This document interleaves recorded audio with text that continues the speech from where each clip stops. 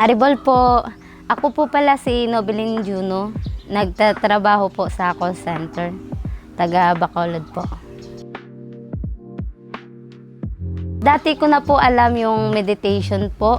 Kaso, hindi ko lang pinractice yung process nila at hindi ko siya naintindihan dati. Nung gawa ng kay kuya ko, nag-meditation na din siya, mga 6 years na yata. Tapos ako kasi yung tao na maraming bisyo ba. Nagda-drugs, yosi, alak, night out doon, night out dito. Yun, isang araw na nang takot na takot ako. Nung nagbisyo ako ba, takot na takot ako. Tapos hinag ko si mama, natatakot akong mamamatay siya ba.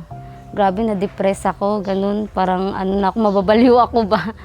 Tapos yun, nung kinausap ako ng kuya Novi ko, niya, sabi niya sa akin, itry ko daw yung meditation ulit. Tapos yun, nung tinry ko yung meditation, na yung teacher ko, nag-class siya sa akin. Tapos sinabi niya about yung death of loved ones at about sa drugs. Doon ako nagka-interest sa meditation kasi magandang topic po siya. So, nasasabay ko po sa pang-araw-araw yung meditation kahit nagtatrabaho ako as call center agent. Pagising ko, bago ako magtrabaho, nagjajapa muna ako. Tapos, naglalagay lang ako ng kertan sa gilid. Tapos, yung magandang effect sa akin, kasi pag may kertan, kahit irate na yung customer, parang parang peace ka pa rin, wala lang sa'yo, parang parang relaxing ka pa rin ba kahit galit na yung customer sa'yo. So, maganda pong tulong sa akin yung meditation. Dati kasi, nung pag nagtatrabaho ako, doon ako nagtitake shelter sa bisyo ko ba.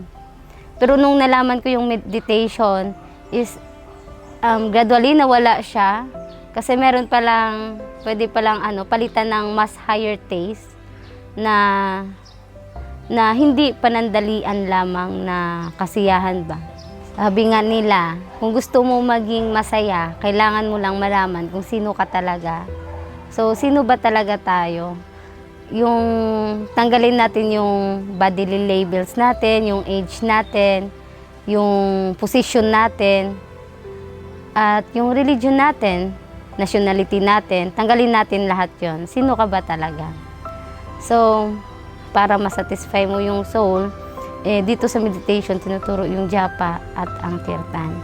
Maganda siyang realization din, yung maging peace ka, kasi yung peace, hindi mo siya mabibili at hindi mo siya makukuha sa iba. For the world to be peaceful, you need to be peaceful within yourself. Hare Krishna, Krishna Krishna, Hare Hare, Hare Rama, Hare